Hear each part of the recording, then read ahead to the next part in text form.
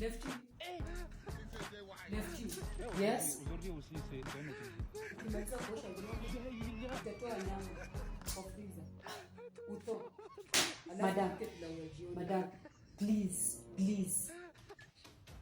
Niache tu tafadhali. Ndio naingia tu saa hii, hata sijakunywa maji. Ushaanza kunipangia vile naosha vyombo. Na niacha sink ikiwa safi. Yaani mnatumia vyombo, cabinet yote nimemaliza, vyombo zimejaa pale. Hamwezi osha hata vyombo. Surely. Na nyumba ni yako. Na wewe ndio unashinda ukisema nyumba ni chafu. Na baada nikirudi off, napata vyombo zimejaa pale. Now the worst thing, hata naenda kwa fridge, chakula sijapata. Sijui kitu nimepika lunch, lakini napata vyombo zimejaa. So, vyombo za asubuhi, za lunch na sijui za saa ngapi zimejaa. Chakula hakuna. Alafu expect nioshe vyombo zenye hata chakula mimi mwenyewe sijaonja. Hadi siku yangu tu ya off siwezi kupumzika tu kwa amani kwa hiyo nyumba. Bado nikirudi na left na zile mizigo. Zile unataka nini? Nikuje ndishe vyombo. Pia jaribu tu kwa na utu kidogo tu kazi yangu. Unataka nini kuje ndishe vyombo? Jaribu tu kujishughulisha kwa hiyo nyumba. No, madam.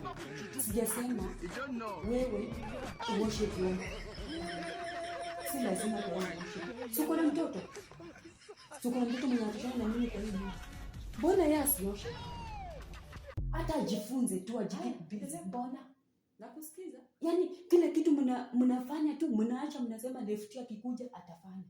Okay, what if singerudi? Hizo vyombo zingekaa hapo. Wow. So sasa mnaniambia nipike. Hata nyama peke yake mjatoa. Yaani nyinyi watu sielewi mliumbwa aje. For your information, by the way, sioshi zile vyombo, sitoi nyama, sipiki pilau yenye umesema. Vile unaniona hivi, nimeshiba. Pia mimi nimelishwa huko nje. Mwenye ako na haja sana ya kukula kwa hii nyumba, akuja atoe nyama, venye umesema, apike, mkule. Na juu mmetumia vyombo zote, hadi sufuria za kupika hakuna. Mjipange vile mtaosha zile vyombo zitoke kwa sink. Mimi saizi naenda kulala. Tukutane kesho. Good night.